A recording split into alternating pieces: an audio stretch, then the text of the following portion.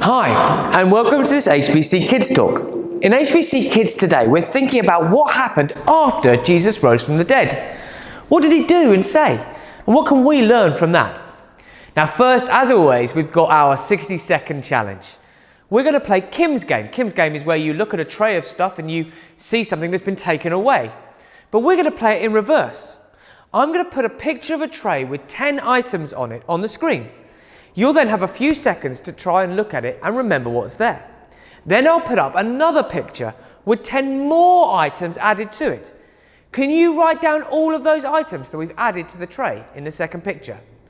Are you ready? You'll need to get yourself a piece of paper. Are you steady? Then go!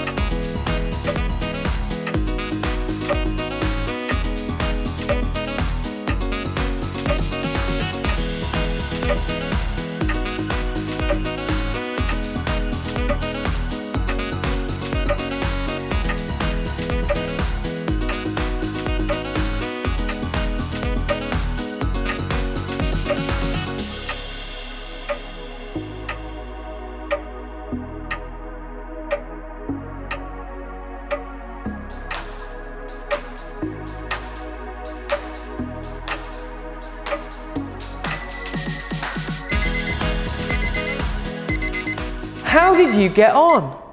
Did you spot all the new items that appeared on the tray in the second picture?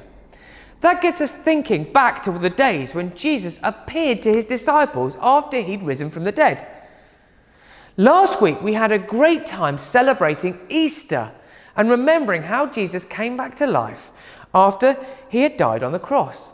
But what happened next? We're going to read from John chapter 20 and verses 19 to 23. On the evening of that first day of the week, the disciples were together. They had locked the doors because they were afraid of the Jewish leaders. Jesus came in and stood among them. He said, "May peace be with you." Then he showed them his hands and his side. The disciples were very happy when they saw the Lord. Again Jesus said, "May peace be with you. The Father has sent me, so now I'm sending you." Then he breathed on them. He said, "Receive the Holy Spirit. If you forgive anyone's sins, their sins are forgiven. If you do not forgive them, they are not forgiven." Now, the first thing we need to remember is that in the previous few days, Jesus had been arrested and killed on the cross because of the things he'd been teaching. The disciples were understandably really afraid that the same thing might happen to them. So it's not surprising that they hid in a room and locked the doors. So imagine their amazement when through the locked doors Jesus appears. Jesus really is full of surprises. And more than that, he's alive. The disciples were so full of joy and they were happy to see Jesus. Jesus then cuts straight to the chase.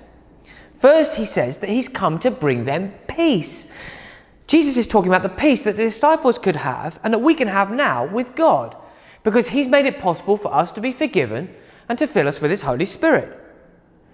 Then Jesus gives the disciples a job to do. He says that just as his Father has sent him into the world, he's now going to send us into the world. And he breathes on them and gives them his Holy Spirit. What Jesus means here is that he's sending his disciples, his followers and friends, out into the world to carry on his work on the earth, to tell other people about him and to change their lives in his name. And he gives them the Holy Spirit to help them. The Holy Spirit is the one who gives us the courage and the power and helps us to know what to say and what to do. And do you know that the message that Jesus gave to his disciples is the same one he wants to give to us? If we know and trust in Jesus, then Jesus wants us to help him by telling more and more people about him and by showing them his love, just like he showed it to us. So this week, let's ask Jesus to show us how we can play a part in his great work on the earth.